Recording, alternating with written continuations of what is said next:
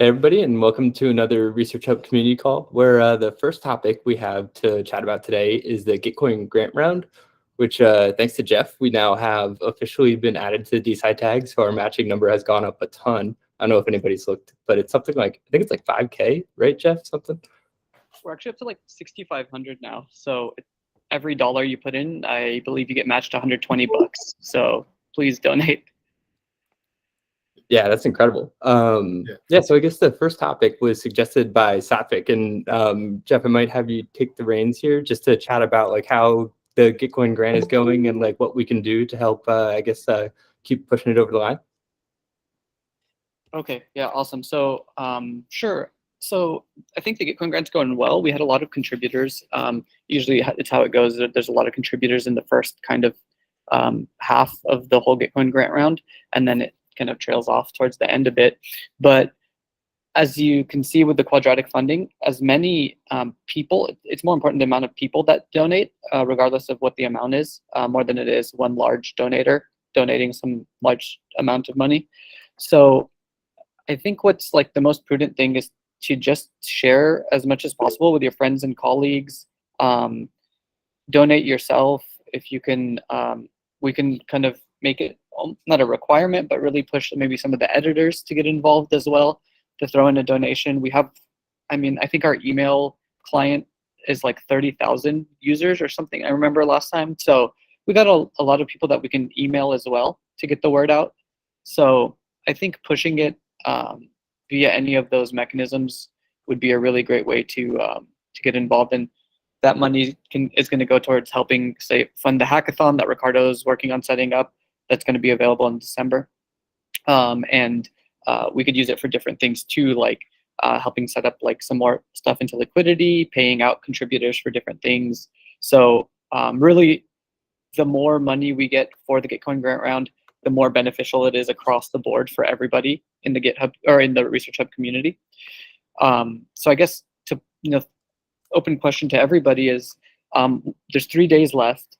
What are some of the best ways we can get the word out to a lot of people that would be willing to donate? And one thing that I was actually hoping, I'm glad Kobe's on here, is maybe if a lot of people who are more plugged into the developer world, that these people already have GitHub accounts, which is what you need to sign in to Gitcoin. Maybe like spreading the word among your like developer friends and things like that who already have a GitHub account. Well, before we do any of that, it's actually not obvious how to donate. Yeah, I put a quick, like, there's a quick article that we included in the first tweet that basically explains how to do it. Okay. So like a to-do list, and we included in the tweets just to make sure that people would know where to look for in the process.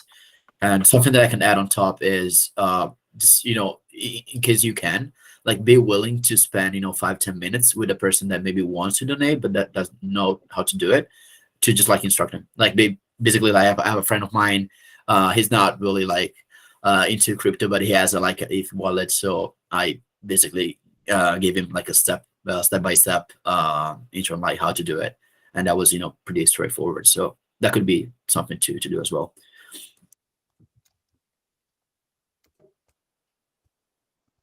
Yeah, I drafted up a tweet recently too that has like a TLDR, like 1, 2, 3, 4 step process on how to do it. So hopefully that helps alleviate some of the issues with that as well. But does anyone have any other like suggestions or recommendations, or should we emphasize getting the word out directly to editors better, to every user that uses the ResearchHub platform? What do you guys think? We should probably post a banner. So, Kobe, I'm not sure how quickly we could turn that around, but we should probably try and do that like as soon as possible. Yeah, I'll try to do it today. We have, you guys said we have like 3 days left. September 22nd, yeah, is the deadline. Yeah, I'll do something today. It's not gonna maybe look the best, but I think it's gonna look sufficiently good. Okay, let us know if you need any like images or marketing things, because Gitcoin offers a lot of stuff there too. Yeah, I think if you have like maybe Jeff, like a link that whatever Gitcoin provided, if you can send me like a link or a file, Sure, I'll That'd shoot be it over. more than enough. I'll shoot it over to you on Slack. Cool. Thanks, Kobe. No problem.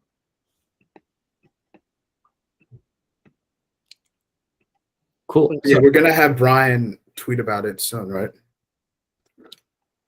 he retweeted one this weekend, which I think actually got us a couple of donations, and then we're potentially going to send out another one before the deadline. Any other parties you can think of? Maybe good. Balaji, I don't know. Yeah, I'm wondering like the best way to get numbers, because it seems like individual donations are the way to go, like $1. I think we probably could. I could ping Balaji and ask to retweet. I imagine he's probably pretty inundated with like DSI requests asking the same thing, so I'm not sure if it would work. But yeah, I guess like maybe like big follower people to retweet or suggest it.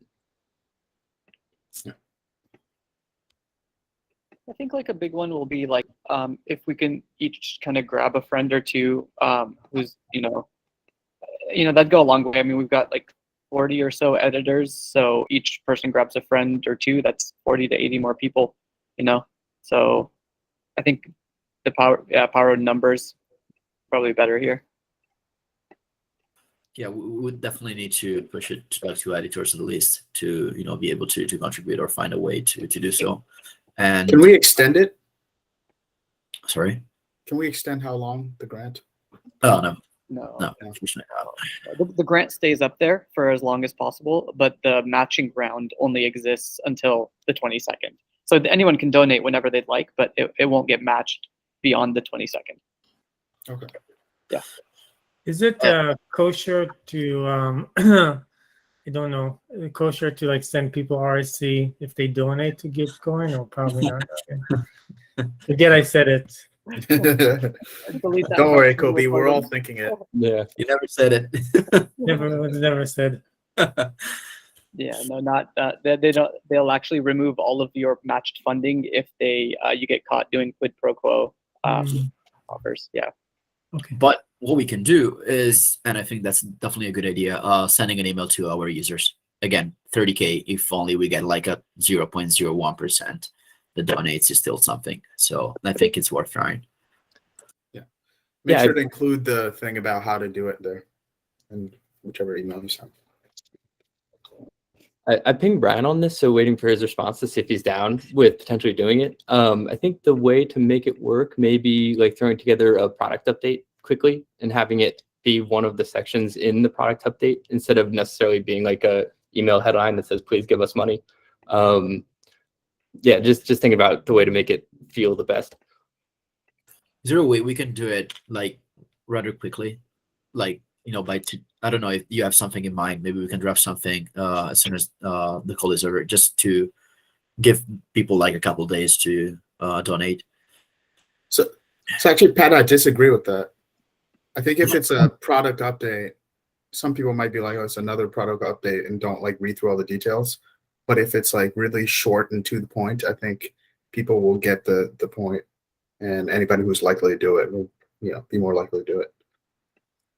Okay, so do you guys feel strongly that would be a worthwhile thing to do? I guess I feel like it could be a little bit of like, I don't know, asking for money is never like a great feeling, and in general, I feel like our email list hasn't been super fruitful when it comes to getting clicks. Like just looking at our last campaign, I think it was like we had like 200 clicks out of the 3,500 people, like unique clicks, or 35,000. And I imagine this would be lower. But yeah, if you guys think it's worth taking a shot and it's better to be direct about it, I can definitely push hard to try and make it happen. Wow, those numbers were Sycon? The last one that we did, which was a product update, I'd have to pull it up exactly, but I think the open rate was like 12 to 16%, and then like 200-ish unique people click through like to ResearchHub. Okay. I mean, those would be amazing numbers for these purposes. So, Yeah, I was thinking like we might be able to get 50, like maybe 25% of those clicks would do it to like donate money. But even that, is pretty decent. Like that's another huge chunk for sure. Yeah. Pat, do you think it's we're better off to send something like that via the events at ResearchHub email? It's almost like kind of like it's an event, and that's like a very community-driven thing. Yeah, let me think this through a little bit more about like the best way to go about it and see if I can get feedback from Brian, because he might be on board potentially, and I might be the only one with hesitation. So let me just like see that string through, and then I'll sync with you, Jeff, on the best way to do it. Do you guys wanted to draft up like the short and like succinct like copy that you think would go into a good email? That would be helpful. So that way I can like throw it right into MailChimp as soon as we get to go ahead. Also, I wouldn't be super hesitant about Balaji. I remember listening to a podcast he did with Sam Harris, and when like ResearchHub was the first company he talked about in the DeSci space, so he might be more, optimistic about this attempt than others. Yeah, totally. I mean, it's worth reaching out. I can definitely give it a shot. Yeah, one more thing about this. So I'm thinking, since we're all here, you guys have seen the sidebar, right? I'm thinking of creating like a persistent block on the sidebar just for a few days, so we can like promote something like Gitcoin, you know? So do you guys, Joyce, is that a good space for it? Yeah, I think that's perfect. Like in the infographic, maybe we can line it up as the first one that people see, until it's over. Yeah, and I'll make it stand out. So with that being said, can someone draft like a sentence? So basically we have like 250 characters to work with. Can someone draft something for 250 characters? 250? Yeah, I can do it. Yeah, thanks, Jeff. It doesn't have to be like 100% precise, but I can, work with it and tweak it. Sure, I'll add that with the graphics that Gitcoin offers when I send you that message. Awesome. We might have something in the Excel with the tweets. I mean, the tweets is basically the same length, so we can, pull it from there. Yep, exactly. So do we think like a profile badge would serve as a quid pro quo? Sorry? Like a badge for your ResearchHub profile. I don't know. Just a thought. Probably. Yeah, I don't know. I'm worried about even like dipping a toe into that, because they'll remove your whole matching fund, and your matching fund is 10x of what people donated. So yeah. One thing which is interesting about Gitcoin, so I donated $100 to ResearchHub the first time we did this, and then maybe 3 months later I received an Optimism airdrop that ended up being worth like interesting. $250, a little bit more just for donating. So it ended up being like a very big net positive. So I don't know if the same thing will happen this time, but you never know. Optimism has a few more airdrops lined up, actually. So donate. Possible. Cool. So I guess any other thoughts? We can I'll try and make an email blast work. Not committing 100%, but I'll try and make it work. We can put a banner up. We can ping the editor's channel, network with friends, because I definitely have 1 or 2 people I can, strongly, talk to and see if they'll do it. And then, any other ideas on ways we can help to push the Gitcoin grant in the last couple of days here? I think Nathan's got his hand up. Yeah, I was going to say, have we thought about drafting some like targets for what we could spend the money on if we reached a certain target on the Gitcoin grant, and just send that out there as like part of the newsletter or something? So like, if we can hit 5K, this is what it could look like. This is our plans. If we hit, 5K seems realistic at the moment, or another 10K, another 20K even. Like, this is what that would look like. I mean, there's certainly people in our community who's got more than $100 lying around if they had some conviction behind why they should donate it. Do you think we'd be able to turn around something quick enough where it would go out and then people will have enough time to still have to donate? Was that a question? Sorry, Jeff. Yeah. Just like in general, do you think like we'd be able to turn something out within the next like 1 day for that, and then give people ample time to like read it and then donate? I guess it would take a meeting, and then for us, the actual drafting of it would take almost no time, right? But if we had a meeting and actually discussed it, it would probably be maybe an hour or two's work. I'm assuming that the newsletter was going out. Let's say Patrick spoke to Brian. Brian's on board. He says, okay, we can send this out, in the next day or so. Then it would be an extra 2 hours to bolt on some targets and some potential plans, right?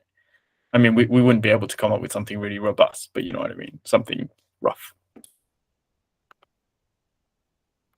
Okay, yeah.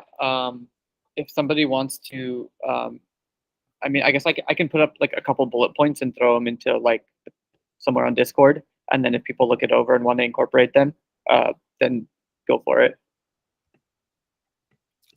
I do like the idea of like tangible goals, because it helps to like put the results of giving money in someone's like mind's eye of like, why is this actually happening? But I think we also need to be careful, like if we do say stuff like that, like we need to commit to it and do it and make sure that it's like accurate. Just Yeah, that's what I was thinking. Have we publicized the hackathon yet? Because I mean, technically, that is a goal that could happen. Yeah, we're still in stealth mode, but planning to release at least the dates. Yeah, pretty soon. But yeah, I don't know if we could be general, like this could fund communities activities and so on. That could still be something that people can refer to. So maybe the key here could be being like general enough, but at the same time giving a couple of bullet points for people to know what they're donating for. We have from the one pager that we threw together are like 3 bullet points. It's like host another major event, like give money to speakers for AMAs and stuff like that, and like specific talks. Like we can throw those bullets in there. Uh-huh. I'll be sure to include those in that 250 character thing that I sent Kobe as well. Cool. Molly? I was just gonna say, like, we can just promote the bounty feature with that, where you can have that pool of money for the bounties, and so new people who just join ResearchHub can use that whenever they need. And because I think not everybody has enough RSC to create bounties as of right now. So if you have the donation, we can use for that too. Just a thought. I see. So you're saying like if someone donates and then the community treasury buys X amount of research coin and they use that as a pool of research coin to, almost like a faucet that comes into new users, so they'll be able to have fun with the platform. Yeah, oh, that's cool. I like that.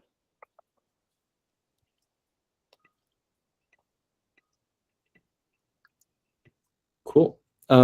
Yeah, so maybe we should do like some kind of call tomorrow with Jeff or something, just to like organize kind of last minute efforts. I'm down if you want to. Yeah, I can post something in the general chat. See how many people we could rally together. We'll put it up on the events in the Discord, and then we'll get everything as organized as possible by tomorrow. Cool. Nice. Yeah. Any last thoughts on Gitcoin before we move on? Awesome. Yeah. So we got a lot of awesome feedback from you all about like what bounty feature to work on next. And during our like team sync on Friday, we decided to try to take a stab at the bounties for meta studies feature. So the idea here is like we want to be able to pay ResearchCoin bounties for others to come in and create like basically like a narrative review to answer the statement of the bounty and then include like a couple of citations in order to have like actual references to refer to. So I wanted to like bring everyone's attention to the interaction that I think we want that's already kind of happening on the site. So here's a paper that Nick Simmons posted over the weekend talking about sauna bathing for runners. I shared like some of the results where apparently being in the sauna increased the runner's total blood volume, which is kind of interesting. And so I put a 2000 RC bounty for anyone who could explain the mechanism of why this is happening. And Krishna came in and like shared a great explanation of potentially what was happening, and then included like a couple sources in order to back up his explanation. So this is like exactly the interaction that we're trying to facilitate. Someone creates a bounty with like a scientific question. Someone else comes in, answers it with sources. And I think the length can range from something, kind of as like concise as this to all the way up to like a narrative review that would be published like in a journal somewhere. So I think one more just to show that interaction happening again. This is an awesome post from Tyler where there's like some really solid discussion. Sorry, this is not ideal. Let's do it to the website. Tyler asked about how like spinal alignment alters the mechanical environment in the brain. And there's like a great discussion. And then someone who's like not within the community, so this is cool, it actually like hooked a new person to come in, shared a similar answer to Krishna with like a quick, concise answer and then a couple of citations to kind of back it up. So yeah, this is like kind of what we're thinking of building like specific features around. And so just wanted to grab everyone's opinions of like a fleshed out bounty for meta studies feature. Like what would that include? I think just to like get brains turning a little bit, one thing that I think would be really nice is support for like both writing citations within comments. Maybe it's something like a Notion like slash, add Corey, and Donda 2022 in order to have like the link and like all the appropriate metadata be added to like the comment. And then also some kind of like way to view the references in like a more, I guess, like simple manner rather than having to click into every link to actually make sure that the links, are relevant to what the poster is talking about. Maybe like a hover state over the link where you can see the abstract, or like maybe some kind of like illicit style, like main outputs being extracted from the paper. But yeah, just curious what everybody thinks on how to do bounties for meta studies. Nathan? Yeah, I think so. My first thought is that the majority of the value that comes from narrative reviews, in my opinion, is either the credibility of the writer of the review or the credibility of the search that they've done. Because it's actually very easy for any person to find a study or 3 random studies on a search, find the section where they explain the mechanism in their paper, which oftentimes, if they pick the right paper, will be in the introduction, and then just link, essentially do a version of copying and pasting and then linking 3 random studies at the bottom. So I wonder how we get over the challenge of making sure that the person who's doing this review, in order, because they're being incentivized with RSC, has actually done a proper job and been transparent about how they've done it. The other option is, of course, that by their other credentials, they show that they're an expert in the field. And then you can just take their, random musings and their selection of papers at face value as just an expert who's picking out his favorite papers based on the way he views the topic, he or she, obviously. I mean, so I'll give you an example. So I put out a bounty about gut microbiome and what the population level data was on it. And then I think this PhD from Stanford just came across it, and he posted a very, very long article with a few references. And I guess the value from that came from the fact that he said that he's been working in this space for 20 years. He's got some, traditional credentials to back it up. And he's also got a company in the space. And so I can just take with face value that actually he's done an extensive reading and he's not just taking out 3 studies and writing about it.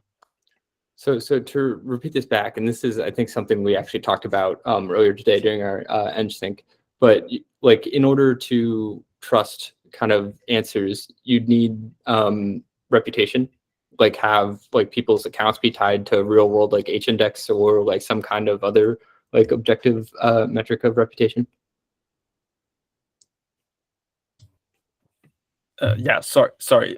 Yeah, I guess that's one way of doing it. I thought you meant reputation in terms of ResearchHub reputation score there for a second. But yeah, so either they could back it up with some real world traditional reputation or some evidence of, outlining how they perform the search. So in any systematic review, they would obviously maybe post like how they search the Medline and Embase databases or something like that.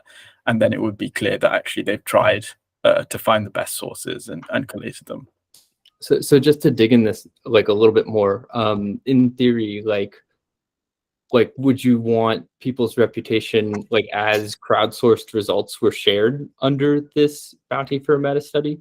Or would you want to, like, limit on the front end, like, who's eligible to respond to your meta study? Like, it has to be someone, you know, of X, like, real world reputation in Y field to be eligible to even, like, submit something here. I think a very basic starting point could be that anyone can contribute, but you just emphasize that in the when the bounty holder actually awards bounties, there should be some evidence of the search or some evidence suggesting that actually this is an expert in the topic and doesn't need to do a systematic review. They are classified, because when a traditional journal looks for a narrative review to publish, they don't tend to publish random ones that are submitted. They tend to find an expert and ask them to publish a narrative review, who then will either write it themselves or find one of their juniors and then publish as the last author on it. So I guess one of those two methods would be the best way of doing it, in my opinion. Yeah, I guess the thing I'm trying to combat is just, if someone posts a bounty right now, it's very easy for me to collect all those bounties by just finding the first 3 articles and picking out the mechanism from one of those articles. Yeah, totally. It makes a lot of sense. Tyler? Yeah, this is a tangential point. But I've been finding myself, when answering bounties, like in this kind of very rigorous literature citing way, when the papers aren't already on the platform, it's kind of awkward to get them on the platform and properly link them. So maybe if there's some way to like bulk import as you're writing these posts, or like to save a draft, which I think we talked about a couple times, it could be very helpful, especially for like even partial completions of bounties, like when you're just adding a couple sources to the discussion. Yeah, definitely. It's a great point. Kobe? Yeah, I agree, Tyler. I think our paper uploading mechanism is not very good. I think it'll be cool if you just put the links in and we just upload the papers behind the scenes and replace the links with ResearchHub links once uploaded. Something like that can work. Yeah, I guess my question is, I'm trying to think like from an implementation perspective, and I'm going to give an example. I'm not a scientist, but like I'm just trying to work through an example that I do know on the site. So Brian asks a bounty, are sugar substitutes, like do they cause cancer? I think that was the question, something like that. So I guess when it comes to a bounty for meta study, how would that work exactly? Is it that the person asking the bounty would want the solution to be a meta study, or is it up to the solver? Like I'm just throwing like a question out there, and someone can submit a solution that's a meta study versus like, I guess, just a regular answer. So yeah, what do people think here? What I'm trying to get to, sorry, let me add another level of clarification. Who has the responsibility of picking that the solution is a meta study? I think the submitter, like if you're someone that is answering that question and you decide to do a meta study, like that's a whole lot of work, and I would never do it if not compensated, let's say, enough for that work. Is, you know, the difference between, as Nathan was saying, the difference between a comment of like a couple paragraphs plus, you know, a couple references and a meta study or a narrative review with like 100+ references is a lot of work. So yeah, and you cannot force, you know, the submitter to like, hey, give me like a 50K, you know, RC for that narrative review. So that has to come from the submitter, in my opinion. So is that the submitter, the creator of the bounty, or the? Sorry. No, the creator of the bounty. Yeah, sorry. Okay, yeah, that makes sense. I'm trying to work, and Stack Overflow is just like one of the best examples, right? That I keep talking about. Not saying they do it super right, but what they do is when you open a bounty, so you can ask a question, but then when you open a bounty, they ask you to explicitly clarify what is it that you want the solution to be. And they tell you, like, they give you examples. They're like, do you want it to be like this? Do you want? So it sounds like that's kind of what we should do. But does anyone have any other thoughts about this topic? Johan? Yeah, on Nathan's point, I think it's awesome to bring us an expert, but meta studies are also for the non-experts, I think, and Mhm. that could, that could create a lot of content for ResearchHub, because, for example, there could be authors who know the answer and are not an expert in the field, and Mhm. yeah. Yeah, definitely, it can be very beneficial to the solution that is a meta study can be beneficial to everyone in the community, not just the submitter, definitely. And another thought about that, Joyce had, it's just like in thought, and I'm not sure if it will work exactly like that, but Joyce, you conjecture that maybe one approach could be that someone submits a solution, and then maybe it can become some community, like the community is able to edit the solution. Also, Stack Overflow does the same exact thing, so it's not like something totally crazy. Maybe some database of reviews or citations could help. I mean, we can start to create a database for citations. Yeah, I mean, the thing that's interesting here is we're in this like weird spot where humans are still better than AIs, because what would be cool right now is Brian asks that question and then an AI spits out like the top 20 most relevant papers, and then the human like curates them to what actually is relevant to the answer, just to save like the effort of looking stuff up. But yeah, I think this feature could go in a lot of different directions in the future. So who knows what it'll be like in 3 or 4 years. Nathan? Yeah, sorry, I just wanted to just quickly respond to Johanna's point, which is I wasn't obviously it would be ideal again, yeah, if we could have experts on every question. I think my point was just if you are responding on a bounty where you aren't an expert, you have to in some way justify what citations you've used and why. As in, if it is the case that you just Googled the topic and then researched and then looked at the articles that were on the front page, that's fine. But then why have you included 3 and not all of them? There must be something that went into your thinking. So I didn't, for instance, do a full search when I responded to Brian's topic. But what I did do is I found a meta-analysis and systematic review and meta-analysis done by a reputable institution published in a top-tier journal. And I just posted that because that's generally seen as the highest level of evidence if it's well conducted. And so I didn't need to look any further than that. I guess anyone who's worked in research knows that actually you can make any point you want. And then if you want to go find a citation that backs up your point, you can, if you look for long enough. So that's why we aren't allowed to just post a citation in front of our point and leave it at that. We have to justify how we've looked at the evidence and how we've prioritized the things that we've cited. Do you think there's like an interesting point here where like in theory having like expertise, you kind of have like skin in the game a little bit if you say who you are, and if you post like like meta-analysis, in theory there's like professional reputation at stake, but for like just a random anonymous user, they have less to lose by like sharing something that might not be as accurate.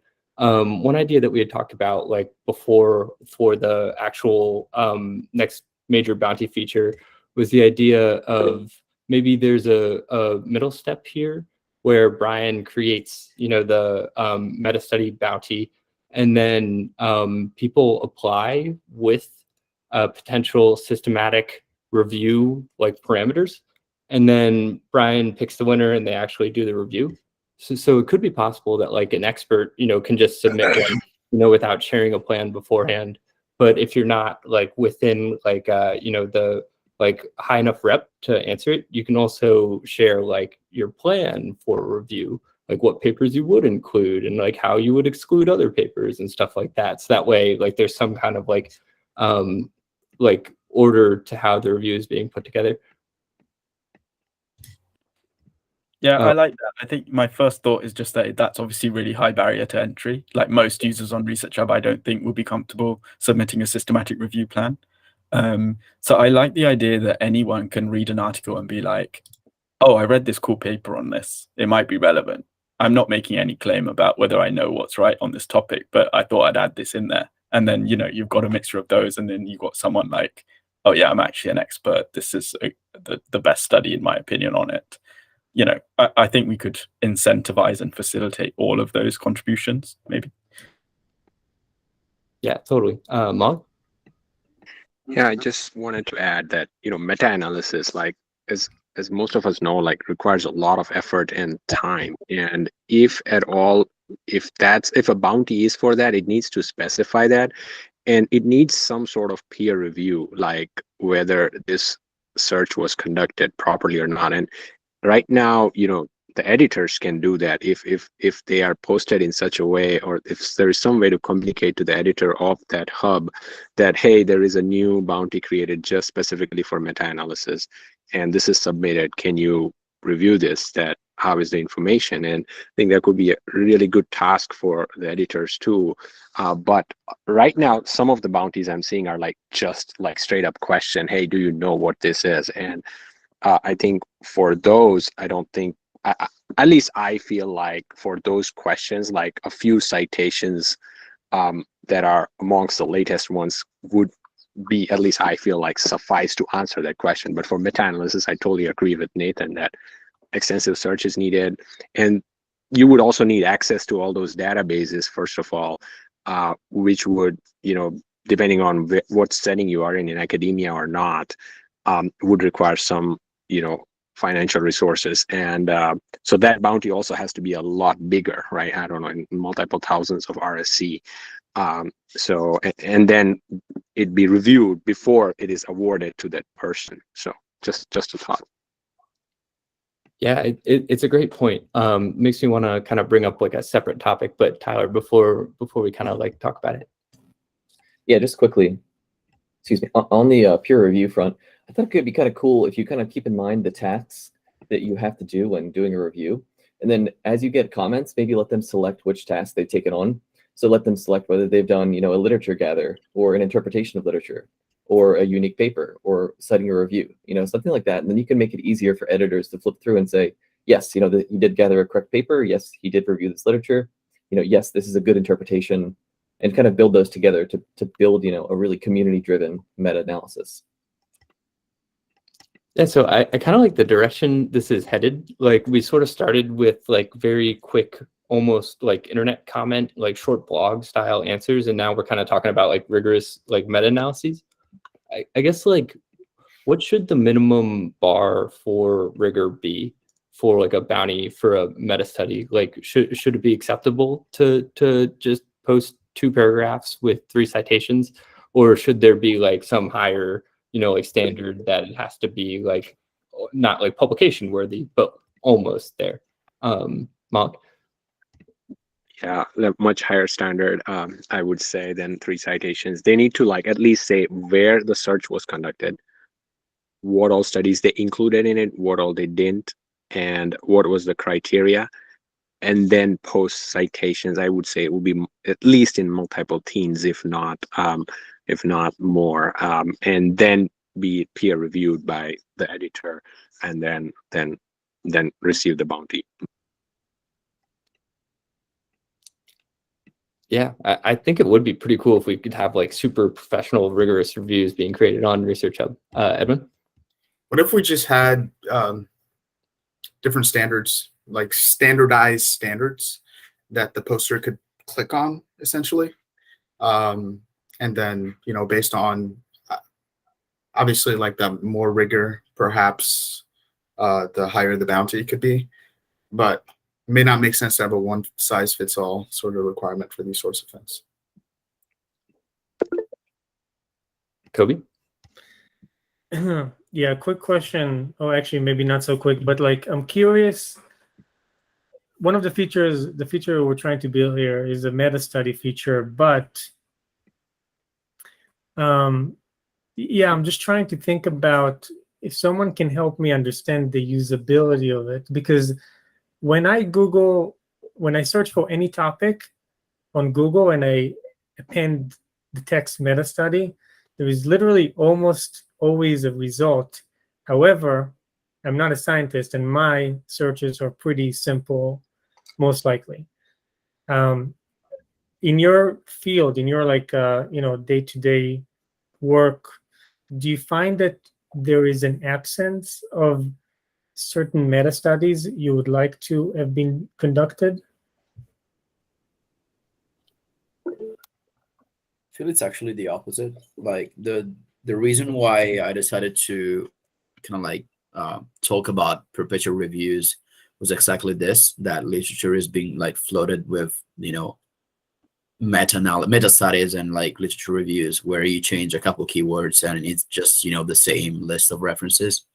So in my idea, what would be more interesting from a value prop perspective would be having a, like an updated database, but we're talking about something different. So, but just to answer your question, I think there is not actually a shortage of, narrative studies. So you think, Ricardo, so if we had your perpetual review mechanism, the way you see it working is basically being a review of many other reviews that is crowd edited? Is that the idea? Yeah. Okay. Yeah, it's like a crowdsourced list of references that people can use for their own purpose. I just want to pick out of the list 5 that maybe match my criteria and use them for like answering a question that that could be useful. So, but the value prop would reside in having the database more than having the narrative review out of it. It's more like the data that really matters, because that's the furnace where you're getting all the data from. Got it. Thank you. Ricardo, when you say data, are you talking about like citations themselves, or actually like extracting the data from the citation and trying to like do a meta-analysis? Extracting the data, like you have like so many, like I can talk about my field. Like when I analyze like a device, there's so many things that I have to take into account, and some of them are relevant for some specific uses, and some others are relevant for other studies and applications. So what would be super useful would be like a giant database with like all the different requirements, and obviously not all of the papers would check all of the requirements, but you'll have that huge table where you would have to select the super accurate and precise instrument. You could get it, but if you like the top, the fastest one that are able to respond very quickly to some stimuli, you can get those as well. But it all comes from the database. And if you want to do that now, you have to basically go through several narrative reviews, because maybe there's one that has been published last year, and there's maybe one in a slightly different topic being published like 5 years back, and you'd have to like cross-check and so on. It takes like a huge amount of time. So the value would reside in the database, in my opinion, at least for my field. I mean, it would be pretty cool to have a tool that like helped you do meta-analyses that automatically like extracted data and helped people play with it. That'd be super cool. And ideally, the innovation would be the crowdsource component. Because right now, if you want to do it, yeah, go ahead and do it, but you have to do it yourself. And normally what they ask you is like the first thing you do when you get into a new lab, like you do like a review of something. So having that, being crowdsourced and having people getting compensated for basically, providing resources to that, giant database could be something, pretty innovative in the space. Yeah, that's interesting. Yeah, I guess Kobe, any other kind of idea, or Cole? No, I think that's very helpful. What I'm going to do is I'm just going to take all of it and propose something and run it, just run it by you guys. Cool. Yep. Cool. And, I was thinking something that might help people, like, because there are different levels of meta studies that people want to do. I recently put out a post on how I structure my YouTube videos, basically with the intent that it is replicatable. And so if people are posting meta or requests for meta analyses, they create a separate ELN post that outlines exactly how they want it done. So that way in their bounty, they can then say, hey, look, this is how I want it done. Can I have somebody do it in this way? Until we get enough of them that there can then be a standardized procedure. So that way there's not as much front end work, and it really narrows down exactly what the bounty poster wants. Mm-hmm. Yeah, that sounds actually quite nice. Cole, do you mind sharing that ELN post with me? I just put it in the chat here, Kobe. Awesome. Okay. Yeah. Cool. Yeah, so any other thoughts on bounties for meta studies? It's probably what we'll be working on for the next couple of weeks. So feel free to ping me or Kobe or Pat Lou. Yeah, and so the last topic that I had today is thinking about the bounty feature and notifications. So during the sprint, we want to build in notifications for the bounty feature, basically to help make people aware of when new bounties that are relevant to them are available, and then also when bounties are about to expire, and maybe a couple of other use cases. But the main question that I had is we want to do some email notifications as well. So similar to the like ResearchHub digest that we had in the past, that's kind of like, hey, here's a collection of papers that are relevant to you. We'd want to send out like a bounty digest. So here are the bounties that are relevant to you and your expertise. In theory, like how often would you all like to be contacted about this kind of thing with like an email notification? Do you want it like with every bounty that's potentially relevant to you? Do you want to get an email like when they're created, or do you want like some kind of filter on that? Yeah, just want to hear what everybody thinks here. Nathan? Yeah, I would say even currently, my opinion would be that we're being emailed too much. So for instance, at the moment, I don't really like receiving emails about everyone who's commented on every thread that I've commented. That feels a bit too spammy. If there's a comment on a bounty that I've posted, I think that's interesting. And I think it depends how busy the hub is. I would lean on the side of like every bounty posted in a hub I'm interested in is way too much. But yeah, maybe once a week, that sounds good. I mean, if I'm receiving one email a week from ResearchHub, I think that's the ideal with all the things that I might be interested in. So if I haven't been going on the site that week, I might be tempted to check what's going on. Otherwise, I think it's too much. Yeah, thank you, Nathan, and for all the comments too, everybody. Edwin? Yeah, sorry. Pretty much agree with Nathan. Okay, cool. Yeah, that's kind of what we were thinking too, is like a weekly digest just to help like bring potential bounty opportunities to people's attention. And then hopefully we'll be able to build some kind of like better reputation system so we can help to target like the opportunities based on like people's actual like interests and like desires to create that kind of content. Cool. Yeah, so I think that's pretty much all I had. Do we have anything else in the chat room for the community call? Let me see.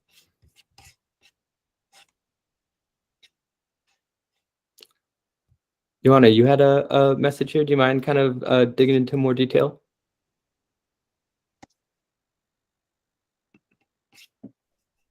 Yeah, I think I was referring to ResearchHub creating some products or some subscriptions or some wearables or something that could generate some revenue.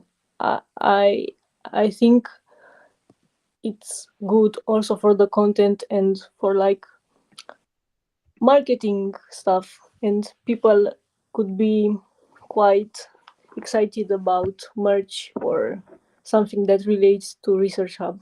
And I I'm think down for some merch. yeah, and we can start with wearables or like making some partnerships with some apps or stuff like that. What about just shirts or hats? We could totally do that. We could definitely put up like a kind of like ResearchHub shop thing. This is kind of ridiculous, but I was talking to Edwin last week, and Edwin, you have like a EEG thing like for your. Oh yeah. So yeah, so maybe we like have research branded like EEG monitors that say you're more focused when you're on ResearchHub or something like that. But it's a meditation headset. Oh, Gives me nice. feedback. Audio feedback. I think it will be nice. Yeah. Yeah, it is kind of interesting. Like, Ricardo showed me a company of someone who's basically helping people to enter clinical trials based on wearable data. And so Mhm. there is something really interesting around like giving people like the optionality to have their data be used for greater insights, especially like health data. So yeah, I think there's something really cool here. Maybe a little bit more down the line once we're like kind of established and people are publishing. But yeah, I think a group meditation study with like EEG monitors where everybody's sharing data and we can analyze together would be pretty freaking cool. Oh, I forgot I was supposed to set that up. The ResearchHub meditation. I'll look into that this week. Nice. Yeah. Yeah, so I guess with the last 10 minutes here, any other thoughts, questions, ideas for ResearchHub coming up? Just for the bounty emails, I guess currently I know we do the digest for the emails. Is there like, do you guys have insight on the percentage of people who receive those digests that turn around and click on something that make their way to the website? No, we don't actually. We've asked for it a couple times, but it's like not the easiest to add in. Like it would take like half a week for like our team to do it. So we haven't prioritized that yet. But yeah, so my understanding, like I don't like email, like sending out emails. I never think it really looks good. It never really works on me unless it's like once a quarter from like a really cool company where it's like, oh shit, they're actually doing wild stuff. But yeah, we don't have data on if people are clicking the digests, and like if my inkling is they're not really clicking. Yeah, it. I pretty much never do. Yeah. But I think we're different because we're on the website frequently. So it's like a little bit redundant because I'm in the digest, I see the things that I see on the Right. homepage anyway. And I just wonder if like people who aren't so frequently on the website, maybe it's beneficial. I just can't get a good gauge on it. I also think though, and it is possible they're like, you know, workers, for lack of a better term, who aren't posting and are coming back and viewing content from the email. Like I think about my own experiences with like Reddit and Twitter and every other social app, and like it's never like once a year I'll get like a marketing email like that where it shares a post where I'm like, oh, this does pique my interest. I guess I'll click. But yeah, I don't know. I kind of don't love marketing like that, but sometimes it works.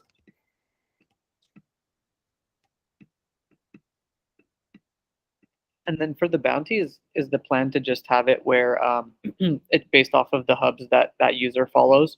It will route those sets of bounties to them, or is it just kind of broadly all bounties?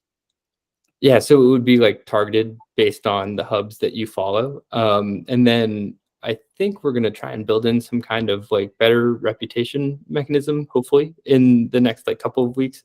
So then we can, you know, even further refine them based on like your actual like real life publishing history or something like that, to help make them as relevant as possible. What parameters are you guys considering with that new reputation mechanism?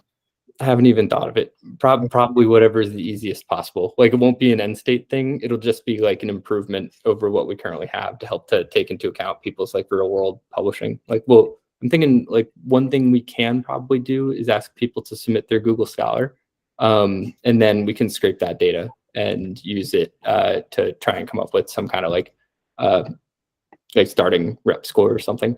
But yeah, very early stage. We haven't thought about it at all.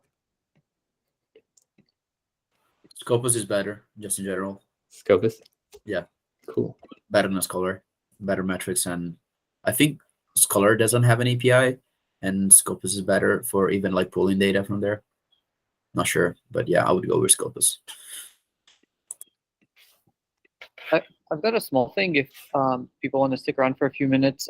So I've been talking with Ted, and if you guys noticed, we updated a small thing, but we updated the logo for ResearchHub on the Discord page to be like a dynamic GIF or GIF. I don't know which one it is. Don't yell at me if I said the wrong one. But so he's actually thrown a couple other ones my way, and if you guys would like to see the different options and let me know which one you prefer, and I can switch the Discord logo to be that. Let me just share my my screen here. I didn't even notice. That looks so cool. Yeah, I asked him about it before his vacation. Oh, actually, dang, I can't. I don't have screen sharing permissions. Yeah, I asked him before his vacation, and he was like, yeah, I'll get to it when I come back, and he just drafted it up. So it's pretty cool. There's another one. I wonder if I can just send out the links here. Let me know if you guys can view these. That's the one. The first one is what currently exists, where the Flask bubbles, and the second one is the Flask also bubbles, but it's got kind of the animation. Yeah, thanks, Patrick. Yeah. It's got the animation that is at the intros and outros for the YouTube videos we're going to be putting out soon. So just interested to hear if you guys prefer option 1 or 2.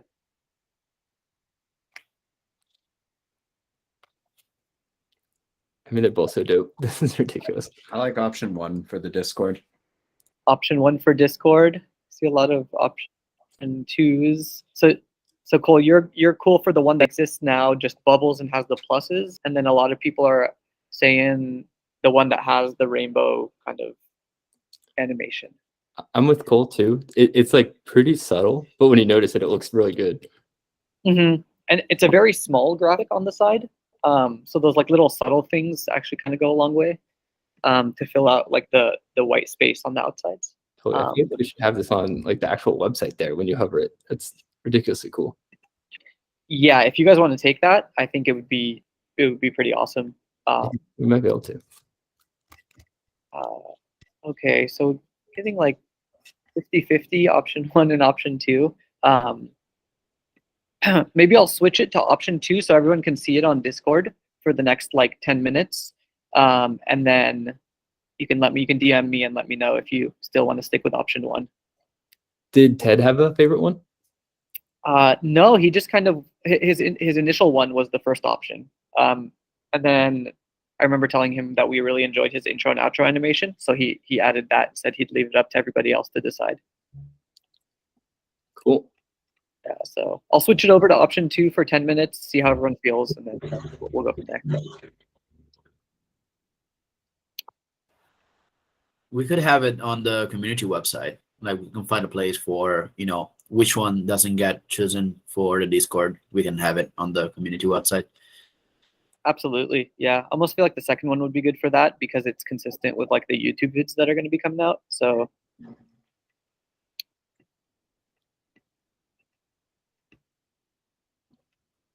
Yeah, thanks for organizing that, Jeff. That's like just next level like professionalism appearing when people come to our Discord. It's really cool.